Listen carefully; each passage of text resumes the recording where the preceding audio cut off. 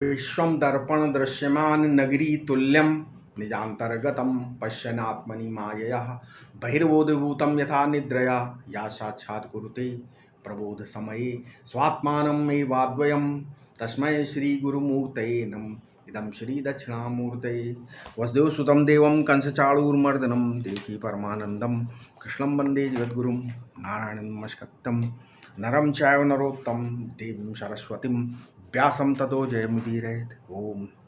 इस वीडियो में छठा अध्याय शुरू हो रहा है ना, 5 तक हो गए थे। छठा अध्याय का पहला श्लोक क्या है?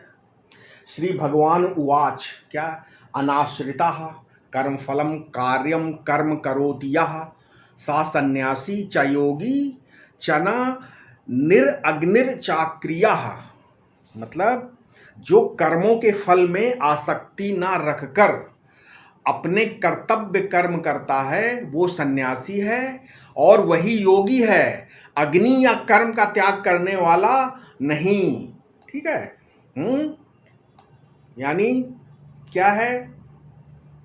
इसका अर्थ है कि अयम निराग्निर्भवति किंतु सन्यासी भवति, मतलब इसने अग्नि का परित्याग नहीं किया है परंतु सन्यासी है। ये चारों ओर कर्म ही कर्म, ठीक है, करता हो सो बात नहीं है। ये सारे कर्म नहीं करता परंतु योगी है। क्यों योगी है? इसलिए योगी है कि कर्म करता है परंतु आश्रिता ना भवति, कर्म फल का आश्रय नहीं लेता, कर्म में सब कर्म नहीं करता, कार्यम कर्म करोति। ठीक है। जो कर्तव्य कर्म है उन्हीं को करता है। ठीक है। यहां भगवान ने कर्म के साथ कार्यम जोड़ दिया। इसका अर्थ है कि कर्म योगी लोग ये समझते हैं कि अंट शंट चाहे कुछ भी करो, कार्यम कर्म करोति। इसका तात्पर्य है कि शास्त्र विधान से जो कर्म प्राप्त है, ठीक है, वही कर्म करता हो। निषिद्ध और काम्य कर्म नहीं करना चाहिए। कार्य वही है जिसका पालन न करने से प्रत्यवाय का श्रवण होता है। क्या है? अकर्णे प्रत्यवाय श्रवणम। काम्य कर्म होता है स्वर्ग आदि की प्राप्ति के लिए, अनाप शनाप अंट शंट कर्म करने के लिए नहीं। ठीक है। जो इधर सांसारिक कर्म लौकिक लाभ के लिए होते हैं, किंतु योगी क्या करता है? योगी नित्य और नैमित्तिक कर्म करता है, कर्तव्य कर्म करता है। ये भी बात है कि ब्राह्मण क्षत्रिय वैश्य वेद पढ़ें दान करें, ये तो उनका आवश्यक कर्तव्य है, परंतु पढ़ाना यज्ञ कराना और दान लेना उन्हें आवश्यक कर्म नहीं है। ठीक है। उनके आवश्यक कर्म ये नहीं है, बल्कि दान लेने का काम वैश्य और क्षत्रिय के लिए बिल्कुल मना है। उनके लिए पढ़ाना और यज्ञ करना ठीक है, चल सकता है। जीविकार्थ कर्मों को करने से पाप लगता है, ठीक है, किंतु धर्मार्थ कर्मों को न करने से पाप लगता है। समझ में आया? यदि वो स्वाध्याय छोड़ दे, यज्ञ छोड़ दे, दान देना छोड़ दे तो इससे उसको पाप नहीं लगता, क्योंकि धर्म में जीविकार्थ धर्म और अंतःकरण शुद्ध्यर्थ धर्म, ये 2 विभाग हैं। इसलिए जिस कर्म के परित्याग से प्रत्यवाय लगता है उस कर्म को अवश्य करना चाहिए। ये कार्य कर्म है, कर्तव्य कर्म है, किंतु कर्तव्य कर्म करके उसको पूरा करके उसके फल के लिए लड़ने लगे और कहे कि मैंने इतने दिनों तक निष्काम भाव से तुम्हारी सेवा की है, हाथ घिस गए मेरे कर्म करते कि लेकिन आपने हमें कुछ नहीं दिया, तो ये निष्काम कर्म का उपहास है। ठीक है। सा सन्यासी च योगी चा, जो कर्म करता है वो कर्मयोगी और जो फल नहीं चाहता वो सन्यासी है। ठीक है। इस प्रकार कर्म करने वाले में योगीपना और सन्यासीपना दोनों का निरूपण करके भगवान ने उसके महत्व का स्थापन किया कि कर्म करना हो तो ऐसे करना चाहिए। ये कर्म करने की विधि है। ठीक है। ये क्या है? कर्म करने की विधि है। ऐसा मतलब अब इसमें जो निरग्नि शब्द है ना, निरग्नि शब्द में कर्मकांड का त्याग कहा गया है, क्योंकि कर्मकांड में अग्नि को साक्षी किया जाता है। और निष्क्रिय पद से तात्पर्य है कि देह निर्वाह के लिए कोई क्रिया न करें, मतलब भिक्षा मांग कर खाएं। ये दोनों विशेषण सन्यासी के लिए हैं, परंतु वास्तव में निरग्नि और निष्क्रिय तो आत्मा ही है। यहाँ निष्काम कर्म की स्तुति की गई है, सन्यास की निंदा नहीं की गई है। ठीक है।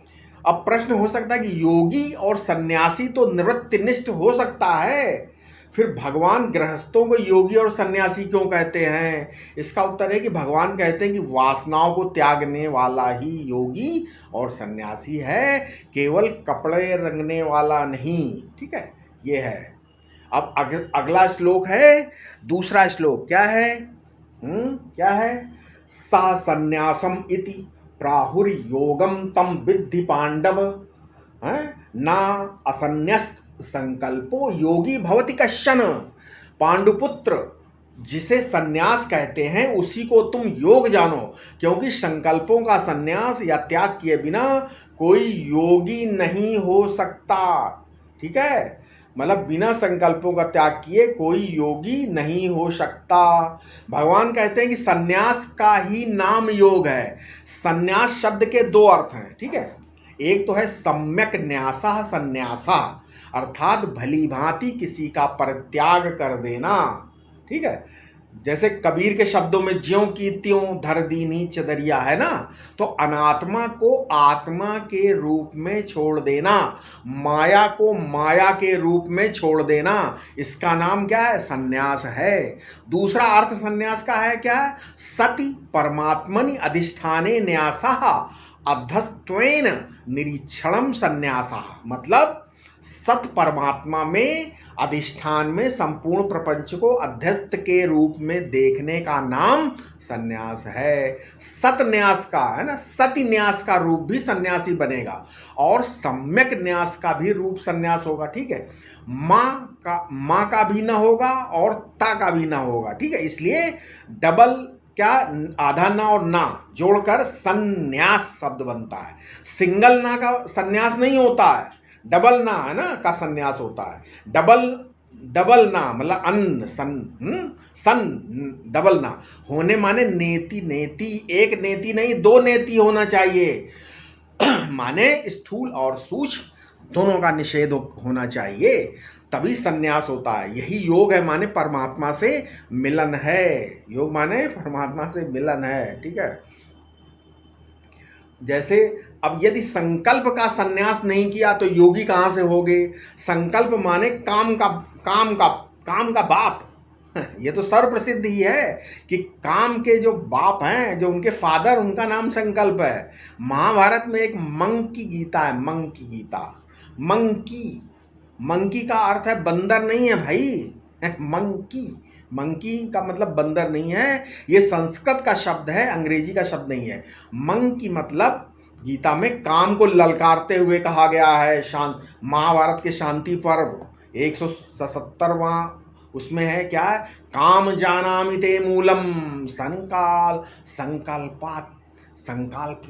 संकल्पातिकल जायते न त्वाम संकल्पश्यामि ते न मे भविष्यति। ये महाभारत के शांति पर्व में मंकी गीता का बता रहा हूँ। क्या बोला? अरे काम, मैं तेरी जड़ जानता हूँ। काम ने कहा कि वाह, तुम्हें हमारी जड़ का कैसे पता चला? बोले संकल्पातिकल जायते, तुम संकल्प से पैदा हुए हो। ठीक है, जब किसी वस्तु में सम्यकत्व की कल्पना होती है कि ये चीज़ बहुत बढ़िया है, तब उसे पाने की इच्छा पैदा हो जाती, इसलिए मैं तुम्हारी जड़ उखाड़ कर फेंक दूंगा। क्या बोला? न त्वाम संकल्पश्यामि ते न मे भविष्यसि। ऐसा कैसे करोगे? ऐसे करूँगा कि मैं दुनिया में किसी चीज़ को अच्छी नहीं समझूंगा। बस जब अच्छी नहीं समझूंगा तब उसे पाने हटाने की इच्छा हमारे अंदर कहाँ से आ गई? इसलिए जो काम को नहीं काटता, काम के बाप को ही उखाड़ कर फेंक देता है, वही योगी है। जिसने संकल्प का संन्यास नहीं किया, वो चाहे कोई हो, कश्चन का अर्थ है कि भले ही उसने संन्यास आश्रम की दीक्षा ले ली हो, पर यदि उसके मन में संकल्प ही संकल्प बना कि ये करेंगे वो करेंगे, इतने चेले बनाएंगे, इतने चेले दुनिया में काम करेंगे, तो पादरियों वाले मिशन की नकल हमारे सन्यास में नहीं है। पादरी लोग जो हैं, फादर, वो पुरोहित हैं। यदि हमारे पुरोहित लोग भी पादरियों की तरह संगठित हो जाएं तो हिंदू धर्म का संरक्षण और संवर्धन करने में समर्थ हैं। ठीक है, पादरी धर्म पुरोहित धर्म है, सन्यास धर्म नहीं है। मिशनरी ढंग से काम करने के लिए सन्यास नहीं है, मिशनरी ढंग से काम करने के लिए ब्राह्मण पुरोहित हैं। ठीक है, वे अपने संप्रदाय के अनुसार सबका संचालन करते हैं। सन्यास तो है व्यक्त को अव्यक्त में लीन कर देना और व्यक्त अव्यक्त को छोड़ देना। जो व्यक्त है वही अव्यक्त है, जो अव्यक्त है वही व्यक्त है, इसलिए सन्यासी दोनों को छोड़ देता है। ठीक है, क्योंकि व्यक्त रहेगा तो अव्यक्त भी हो जाएगा और अव्यक्त रहेगा तो व्यक्त में लीन होगा। ठीक है, व्यक्त मरकर अव्यक्त में मिलेगा और अव्यक्त पैदा होकर व्यक्त को व्यक्त हो जाएगा। इसलिए इन दोनों मरने जन्मने वालों को छोड़कर जो अपने स्वरूप में बैठा है उसी का नाम सन्यासी होता है। ठीक है, संकल्प का सन्यास किए बिना कोई योगी नहीं हो सकता। ठीक है, हैं, नहीं हो सकता, चाहे जो करो, कोई भी योगी बिना संकल्प त्याग के नहीं हो सकता। ठीक है, कर्म करते हुए भी कुछ न चाहना, यही संकल्पों का त्याग है इसमें। तथा इसके पहले श्लोक में गृहस्थ तथा सन्यासी का कोई भेद नहीं रखा है, क्योंकि जिस स्थिति को सन्यासी प्राप्त करता होता है उसी काम कर्मों को त्याग कर निष्काम भाव से कर्तव्य करने वाला गृहस्थ भी उसी को प्राप्त हो जाता है। ठीक है, संकल्प त्याग करने के लिए तो विवेक की आवश्यकता है और वैराग्य निष्काम कर्म से होता है। ठीक है, इसलिए यहाँ निष्काम कर्म की प्रशंसा की गई है। वास्तव में ध्येय तो वैराग्य ही है। विषय से वैराग्य हुए बिना गृहस्थ या विरक्त, ठीक है, किसी का भी साधन पथ में प्रवेश नहीं हो सकता। सकाम कर्म से न तो किसी को शांति हुई है और न होगी। अब इसके बाद तीसरा श्लोक, ठीक है, क्या है? क्या है? आरुक्षोर मुनेर योगम कर्म कारणम उच्यते योगारूढ़स्य तस्यैव शमः कारणम उच्यते। योगारूढ़ होने की इच्छा वाले मुनि के लिए निष्काम कर्म कहा गया है। ठीक है, निष्काम कर्म कहा जाता है। अब यहाँ पर मुनि शब्द, मुनि बोधवान को कहते हैं, मुनि जो बोधवान है, परंतु यहाँ जिज्ञासु को ही मुनि कहा है, क्योंकि उसका ध्येय भी ज्ञान प्राप्ति ही।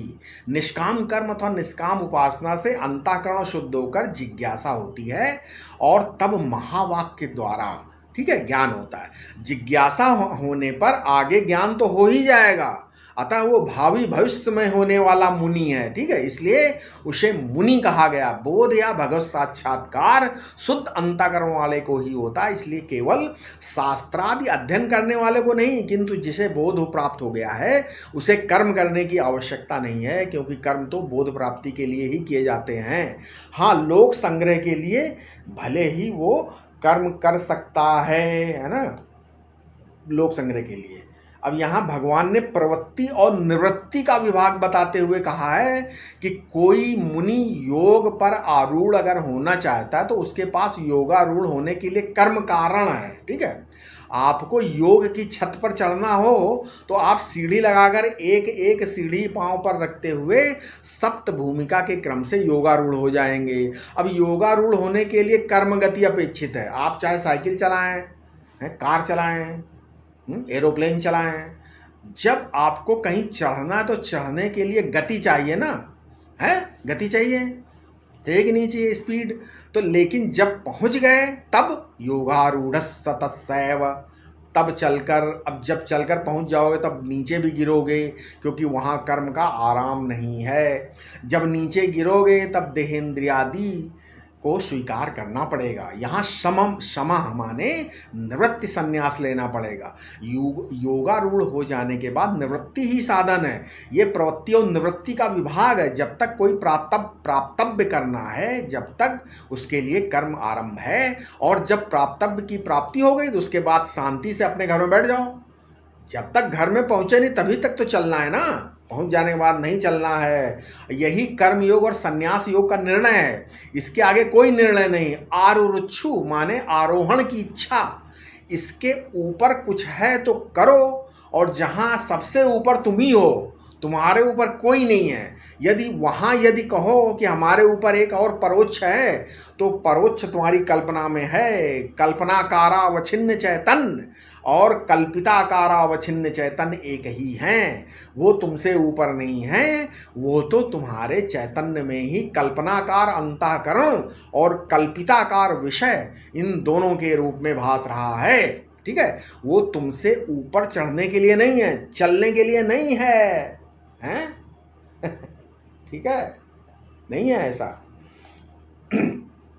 यहां शम शब्द का अर्थ क्या है? नाम रूप का बाध करके आत्मा में स्थित होना। शम शब्द समाधि का वाचक है, अतः निरंतर आत्माकार वृत्ति रखना ही शम है। ऐसे महापुरुष की चलते फिरते खाते पीते निरंतर शांत वृत्ति रहती है। ठीक है, इसका तात्पर्य है कि तत्ववेत्ता सदा निवृत्ति परायण ही होते हैं। बोध होने पर शम की मुख्यता रहती है। इसमें श्रुति स्मृति सभी एक मत है। ठीक है। श्री उड़िया बाबा जी महाराज एक जो है श्लोक बोला करते थे यति के, हैं, मुनि के। क्या बोले? कैसे रहता? ना पाणी पाद चपलो न नेत्र चपलो यति ही, हैं, ना वाक्य चपलश्चैव शिष्टस्तैव शिष्टस्यते तद्धि लक्षणम।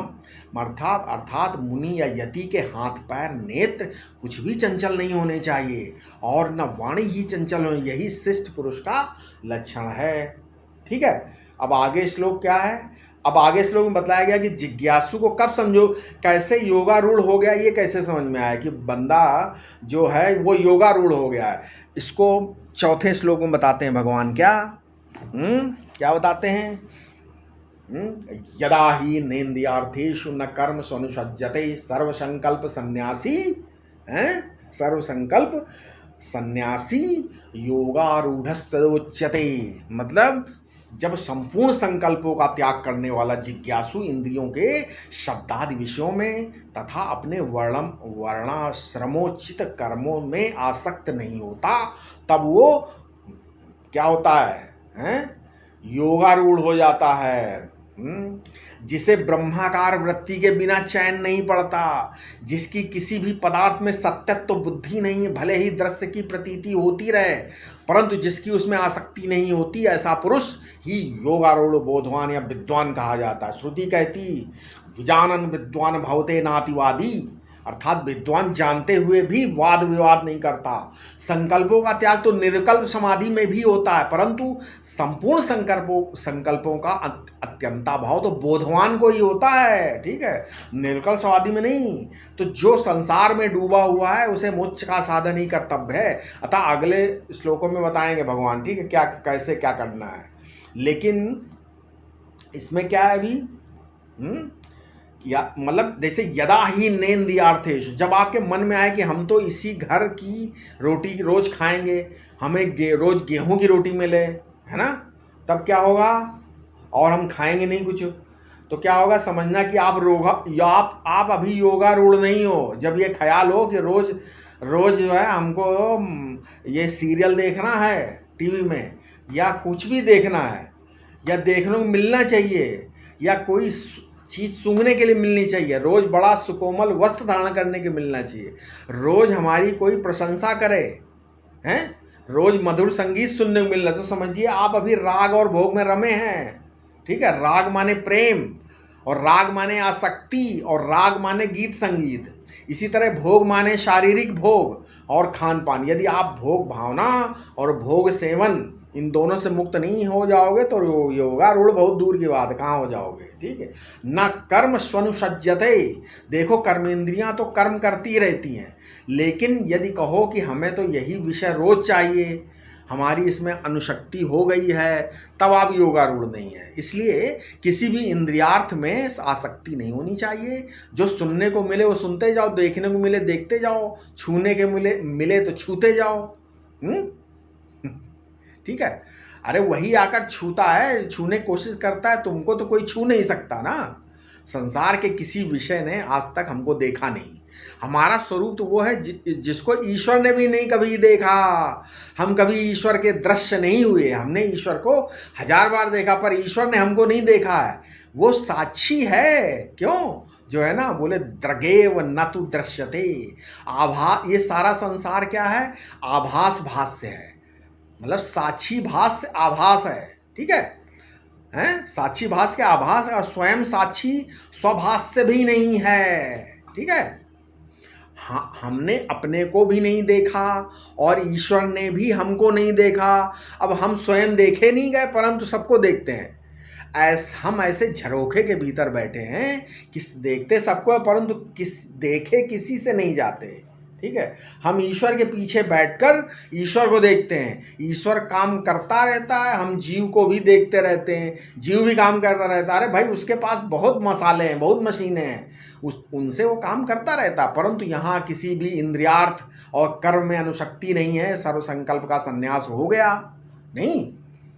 इसी का नाम योगारूढ़, और योगारूढ़ के लिए निवृत्ति ही इष्ट है, प्रवृत्ति इष्ट नहीं है। भगवान ने यहाँ योगारूढ़ को परिभाषित कर दिया है। ठीक है, इसलिए योगारूढ़ होने के लिए आप खुद तैयार हो जाइए। कस लीजिए कमर कि हम योगारूढ़ हो जाएं, चढ़ बैठे योग के ऊपर, योग को नीचे दबा दें। ठीक है। अब इसके बाद पांचवा श्लोक क्या है? आगे 2 श्लोकों में पुरुषार्थवाद का समर्थन करते हैं। उन्होंने बताया कि जो गुरु और शास्त्र के अनुसार आचरण करता है उसी का उद्धार होता है, अतः सर्वदा आत्मोद्धार का प्रयत्न करना चाहिए। अब जो है कौन सा श्लोक आया? 5वां श्लोक। 5वां श्लोक क्या है? उद्धरेदात्मना आत्मानम न आत्मानम वसादयेत आत्मैव आत्मनो। ठीक है, आत्मैव आत्मनो बंधुरात्मैव रिपुरात्मनः। 5वां श्लोक। ठीक है, क्या है? आत्मा मतलब जीव का उद्धार, आत्मा मतलब मन से करे। ठीक है, मतलब जीव का उद्धार मन से करे, और आत्मा या फिर जीव का पतन न होने दे। क्योंकि गुरु और शास्त्र के अनुसार चलने पर आत्मा मन ही जीव का बंधु है, और अशुभ कर्म करने पर आत्मा ही आत्मा का शत्रु है। ठीक है, यानी क्या है? योगारूढ़ होने के लिए दूसरा कोई हमें गोद में लेकर उठा ले और ऊपर से, है ना, ले जाइए, उम्मीद मत करो। अरे खुद नीचे ना होता तो तुमको उठाता कैसे हो? ठीक है, क्या उम्मीद करते हो दूसरे? अवधूत गीता में कहा गया है, अवधूत गीता में कहा गया कि स्वमेव तत्वम स्वयमेव बुद्धम। तुम स्वयं तत्व हो और उसको तुम्हें स्वयं समझना पड़ेगा। दूसरे का ज्ञान काम नहीं आएगा और ना दूसरे का प्रयत्न काम आएगा। ठीक है, श्री अखंडानंदी महाराज बताते थे कि एक हरि बाबा वृंदावन में रहते थे, थोड़ी दूर पे बांध के पास। ठीक है, उनका आश्रम था, अभी पता नहीं है कि नहीं। तो श्री हरि बाबा जी महाराज एक बार गंगा के किनारे बनारस में अच्युत मुनि जी के पास गए। वो बहुत बड़े विद्वान थे अच्युत मुनि। ठीक है, एंड वो एक नाव में ही रहते थे। नाव गंगा जी के किनारे खड़ी रहती तो उसी नाव में ही रहते थे, बाहर नहीं निकलते थे। ठीक है, बड़े महात्मा थे अच्युत मुनि। उनके पास ही हरि बाबा जी ने उनसे कहा, महाराज ऐसी कृपा कीजिए जिससे हमारी निष्ठा पक्की हो जाए। श्री हरि बाबा जी के कथानुसार उस समय अच्युत मुनि बहुत वृद्ध हो गए थे, 90 वर्ष का शरीर था उनका शरीर झुक गया था। अच्युत मुनि जैसे इन्होंने बोला कि हमें महाराज हमें कृपा कीजिए, हमारी निष्ठा, जैसे वो खड़े हो ऐसे सीधे हो गए, तनकर बैठ बोले, अरे हरि तू कृपा की भीख मांगता है, आलसी होना चाहता है क्या? बता मैं तुमको सब कुछ प्राप्त करा दूं, तू क्या करेगा? अरे तो कृपा के भिखारी मत बन, अपनी आत्मा का अपने आप उद्धार करो। माने ये जो कूड़ा करकट तुमने अपने ऊपर उड़ लिया, इसको उतार फेंको। ठीक है। स्वामी अखंडानंद जी बोलते हैं कि एक बार एक महात्मा ने उनको बताया था किसी जंगल में एक शंकर जी का मंदिर था, वहाँ कोई जाता तो था नहीं, इसलिए चिड़ियों ने वहाँ घोंसला बना लिए थे। घोंसलों की वजह से घास मिट्टी फूस सब नीचे गिरा, तो वो जो जो शिवलिंग था वो नीचे ढक गया मिट्टी से। एक दिन एक सज्जन आया, बोले भाई मुझे तो शिव जी की पूजा करनी है, यहाँ तो शिव जी नहीं है, इसलिए आओ कहीं से शिव जी लाकर स्थापना। इतने में एक महात्मा वहाँ आए और बोले, अरे बेवकूफ़, तू नया शिवलिंग लाकर क्यों स्थापना करना चाहता है? यहाँ तो ऑलरेडी घास पात पड़ी, इसके नीचे देख, हटा इसको, इसके नीचे शिवलिंग है, शिव जी मजबूत। मतलब यही तो है, उद्धरेद आत्मानम आत्मानम, मतलब अपने, तुम स्वयं अपने ऊपर चिड़ियों की बीट डाल रखी, लकड़ी डाल रखी, कूड़ा करकट डाल रखा है, और कभी अपने अंतःकरण में झाड़ू नहीं लगाया था। अपनी सफाई, अपना उद्धार अपने आप करो, ठीक है। नात्मानम वसादयेत, तुम अपने को अवसन्न मत करो, विषादग्रस्त मत करो, अपने मित्र तुम स्वयं हो। आत्मैव आत्मनो बंधु, बंगाल में बंधु शब्द का प्रयोग पता कहाँ? पति के लिए किया जाता है बंगाल में, मेरे चिरबंधु, मेरे प्रियतम, ठीक है। जब पत्नी के लिए बधु शब्द का प्रयोग होता है तो पति के लिए क्या होगा? है, पति के लिए बंधु शब्द का प्रयोग स्वाभाविक है, ठीक है, क्योंकि बधु किसको बोलते हैं? बधना तीति बंधु, बधना तीति बधु, मतलब बधना तीति बधु, मतलब बधु शब्द का अर्थ बोझ उठाने वाला भी होता है, बहतीति बधु, ठीक है, जो घर गृहस्थी का बोझ अपने ऊपर डाले ले वो बधु, और जो अपने पति को अपने ऊपर उठाए उसका नाम बधु। तो जो बांध ले भुजा पास में वो बधु। यदि अपने आप का कोई बंधु हितैषी है तो अपना आपा ही है। आत्मे व रिपुरात्मनः, आप स्वयं अपने शत्रु हैं, अपने दुश्मन हैं, ठीक है। मतलब पूरे संसार को अपने में समेट लिया है आप ही ने। तो जो स्त्री पुत्रादि के लालन पालन में लगा रहना ही यहाँ आत्मा का पतन है, और इसी को अवसादन कहा है। अतः जिस मन से इंद्रियों को जीत लिया है वो मन ही आत्मा का बंधु है, और आत्मा में प्रेम न करने पर मन ही आत्मा का शत्रु है। इसलिए आगे श्लोक में, छठे श्लोक में क्या करते हैं? छठे श्लोक में बताते हैं क्या, स्पष्ट करते हैं क्या? बंधुरात आत्मानम स्तस्य एनात्मने एनात्मय वात्मनः जितः अनात्मनस्तु शत्रुते वर्तेत, आत्मैव शत्रुवत्। मतलब जिसने आत्मा विवेक युक्त मन से आत्मा, देह और इंद्रियों को जीत लिया है, वो आत्मा यानी मन, और आत्मा का मतलब यहाँ जीव का बंधु है।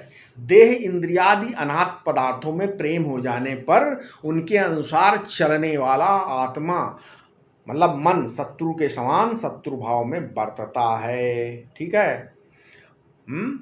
ऐसा मतलब आगे क्या है? इसलिए इसी तरह देहेंद्रियों को अपने वश में नहीं किया, वो स्वयं अपने साथ शत्रुता कर रहा है, ठीक है, समझे? ऐसा समझो, यहाँ पे वो अपने आप अपनी शत्रुता खुद ही कर रहा है। मन ही अनात्मा में आसक्त होने पर शत्रु के समान आचरण करता है, क्योंकि ये देह और इंद्रियां ही आसक्ति होने पर जीव के बंधन के कारण है। और जिसने इस कारण संघात को जीत लिया वो शांत मन ही जीव का बंधु है।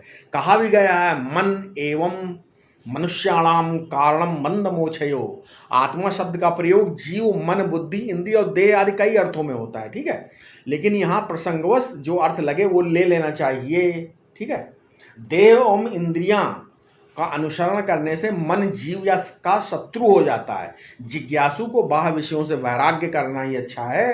बाह्य प्रवृत्तियों से बचने के लिए विवेक, वैराग्य और सत्संग ही प्रधान साधन है। परंतु समाधि दैवी संपत्ति के बिना केवल विवेक वैराग्य से भी काम नहीं चलेगा। इस प्रकार इस श्लोक से निश्चय हुआ कि जीव के सुख दुख का कारण उसका मन ही है। अच्छा, मन कैसे शांत हो, कैसे रुके? नियम का पालन करने से। आरंभ में मन ठहरता है, बहुत कठिन है ठहरना, परंतु मानसिक जप और पूजा का अभ्यास धीरे धीरे बढ़ने से, प्रभु की लीलाओं का चिंतन करने से भगवान में अनुराग होता है, और अनुराग होने से मन स्थिर होता है। जैसे जज के सामने पेशकार होते हैं अनेक, बहुत सारे एप्लीकेशन, तमाम जो है मुकदमे की एप्लीकेशन प्रस्तुत करता है, परंतु निर्णय तो जज करता है। इसी प्रकार मन पेशकार है और बुद्धि निर्णायक जज है। होता वही है जो बुद्धि करती, इसलिए मन के इधर उधर भागने से कोई हानि नहीं, निरंतर भजन करता रहे, क्योंकि ऐसे नियम है कि जो काम अधिक समय किया जाता है उसी में मन को लगाना पड़ता है। इसलिए नियम निष्ठा अत्यंत आवश्यक है। परमात्मा भी नियम से प्रसन्न होते हैं। विष्णु सहस्त्र नाम में नियम भगवान का एक नाम है। विष्णु सहस्त्र नाम श्लोक 105, उसमें क्या लिखा? अपराजिता सर्वसहो नियंता नियमो यमः। ठीक है। अब आगे 7वां श्लोक, एक श्लोक और किया हो गया अभी। चलिए इसके आगे अब हम कृपया इस चैनल को सब्सक्राइब करें और लोगों तक पहुंचाएं। ठीक है, 6 श्लोक हो गए। अगले वीडियो में 7वां श्लोक शुरू कर रहे हैं। ठीक है, आशा है आपको जरूर समझ में आ रहा होगा। ठीक है, ओम शांति शांति शांति।